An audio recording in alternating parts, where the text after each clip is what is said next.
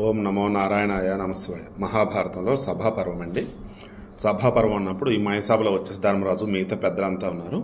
దీనికి ధర్మరాజు వద్దకు వచ్చేసి మన నారదుడు అడుగుతూ ఉన్నాడు. కంటిన్యూషన్. శత్రు సంహారక, పార్శ్వగ్రాహులు మొదలుగా 12 మంది గురించి తెలుసుకొని అప్పుడు నీ కర్తవ్యాన్ని నిశ్చయించుకుని నీ పక్షంలో ఉన్న పరాజయానికి కారకాలైన దైవ మానుష వ్యసనాన్ని సరిచేసుకుని నీ సైనిక బలానికి ముందుగా జీతాలు చెల్లించి యాత్రను ప్రారంభిస్తున్నావా? నీ శత్రురాజ్యంలో ప్రధానులైన వారికి ధనాలను రత్నరాసులను అర్హతను అనుసరించి రహస్యంగా ఇచ్చి వారిని నీ వశవర్తులుగా చేసుకుంటున్నావా? శత్రురాజ్యంలో ఉన్నటువంటి వాళ్ళకి డబ్బు ఆశ చూపి మనకి ఎప్పటికప్పుడు సమాచారం ఇచ్చేలాగా. తప్పు, కానీ ఇదే రైట్ అంట.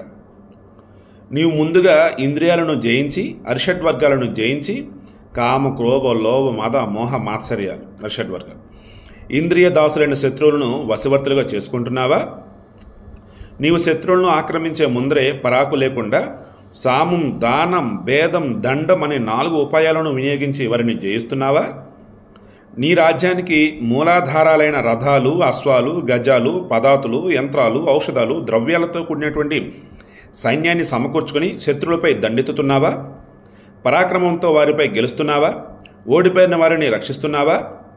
ధనరక్షకుడు, ద్రవ్య సంగ్రాహకుడు, చికిత్సకుడు, గుప్తచరుడు, పాచకుడు, సేవకుడు, లేఖకుడు, ప్రహరి అనే ఈ 8 మంది, ఇంకా గజాలు, అశ్వాలు, రథాలు, కాల్బలం అనే ఈ 4 బలాలతో కూడి నీ సేన యోగ్యుడైన సేనాపతి ద్వారా చక్కగా ప్రయోగింపబడి శత్రు సంహారానికి సమర్థంగా ఉన్నదా?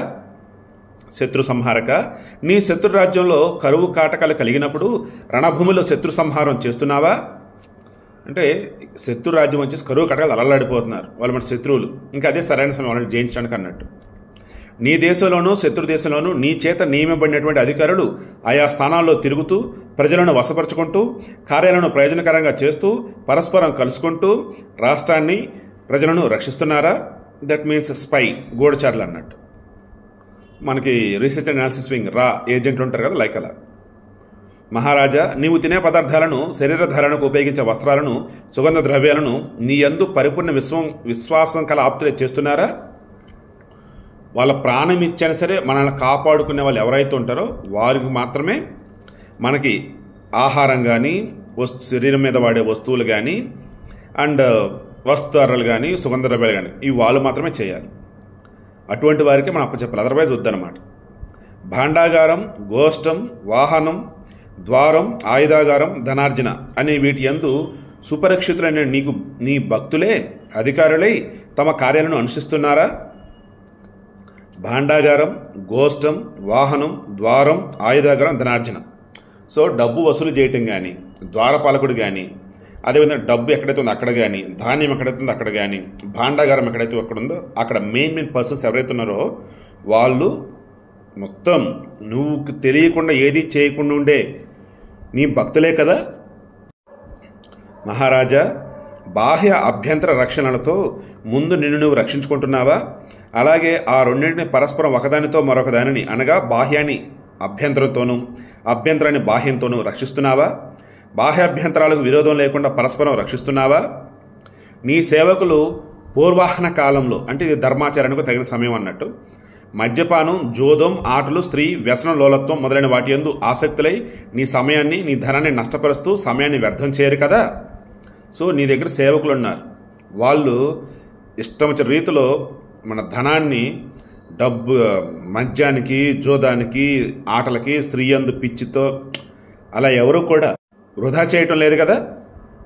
నీ ఆదాయంలో 4 పాలు, నీ ఆదాయంలో 4వ పాలు అంటే 1/4, పావువంతు కానీ 3 పాలతో కానీ అర్ధభాగంతో కానీ నీ ఖర్చు జరిగిపోతున్నదా?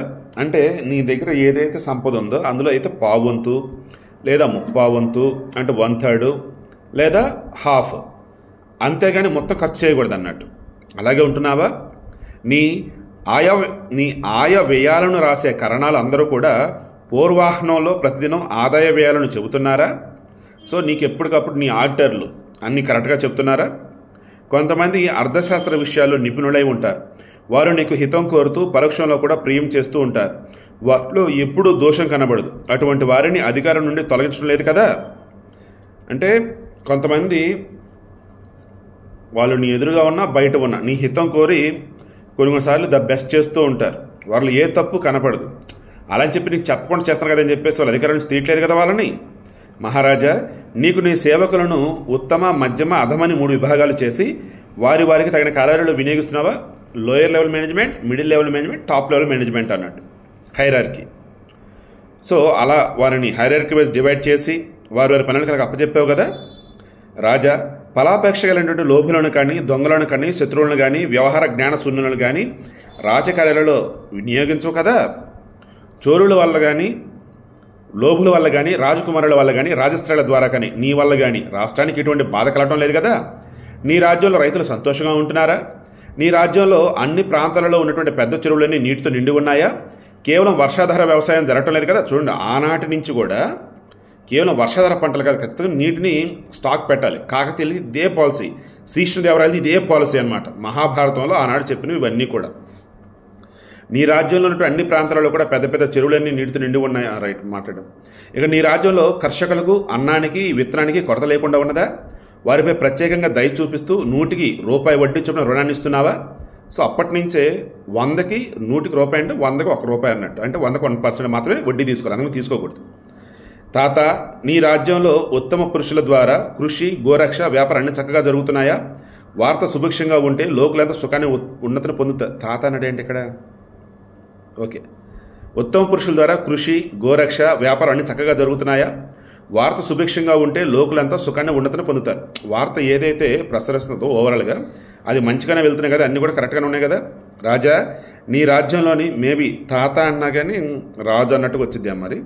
ఓకే, రాజా, నీ రాజ్యంలోని ప్రత్యేక గ్రామాలలో శూరవీరులు, బుద్ధిమంతులు, కార్యకుశలులు, కార్యప్రారంభంలో మెలకువ కలవారై కార్యాన్ని నెరవేర్చడానికి తగిన మనుషుల యొక్క ద్రవ్యం యొక్క సహకారం పొంది దేశకాల విభజనం చేసి ఆపద కలిగినప్పుడు రహస్యంగా ఉంచడం, కార్యసిద్ధి అని ఈ 5 బాగా తెలుసుకుని రాజ్యానికి క్షేమం కలిగిస్తున్నారా? సో శూరవీరులు, బుద్ధిమంతులు, కార్యకుశలుడు ఫస్ట్ ఒక కార్యాన్ని స్టార్ట్ చేసేటప్పుడు మెలకువతో ఉండాలి. కార్యాన్ని నెరవేర్చడానికి తగిన మనుషుల యొక్క ద్రవ్యం యొక్క సహకారం పొంది డబ్బు, దేశకాల విభజనం చేసి సందర్భానుసారంగా ఆయా టైమింగ్ వైజ్ అన్నట్టు అనుకోవచ్చు.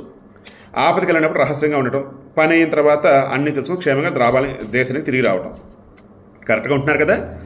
పట్టణాలను రక్షించడానికి గ్రామాలను రక్షించడానికి పల్లెలను సూర్యుడి ద్వారా, వీరుడి ద్వారా రక్షిస్తున్నావా? ప్రాంతాలు, గ్రామాలు, నగరాలు వీటి అధిపతులందరూ నీకు పన్ను రూపంలో ధనాన్ని సమర్పిస్తున్నారా? నీ రాజ్యంలో రక్షక భటులు సైన్య సహాయకులై దొంగలను, బందిపోటులను అణిచివేయడానికి సుగమ నగరాల్లోనూ, దుర్గమ నగరాల్లోనూ సంచరిస్తున్నారా? నీవు స్త్రీ సంరక్షణలో సంతృప్తి చెందుతున్నావా? నీ యొక్క పరిపాలనలో స్త్రీలందరూ సురక్షితంగా ఉంటున్నారా? వాళ్ళ యందు నీవు పూర్తి విశ్వాసంతో లేవు కదా, అంటే పూర్తిగా నమ్మొద్దు వారిని అన్నట్టు. వారితో రహస్యంగా మాట్లాడటం లేదు కదా. స్త్రీలతో పూర్తిగా వారిని నమ్మొద్దు, అలాగని వారితో రహస్యాలు షేర్ చేయొద్దు అన్నట్టు. నీవు ఎప్పుడైనా అమంగళకరమైనటువంటి వార్తలు వినినప్పుడు కానీ, ఆ విధమైన సమాచారాన్ని తీవ్రంగా ఆలోచిస్తున్నప్పుడు కానీ అంతఃపురంలో స్త్రీలోలుడిపై ఆనందంలో మునిగి తేలుతూ ఉండవు కదా. ప్రజాపతి, నీవు రాత్రిళ్ళు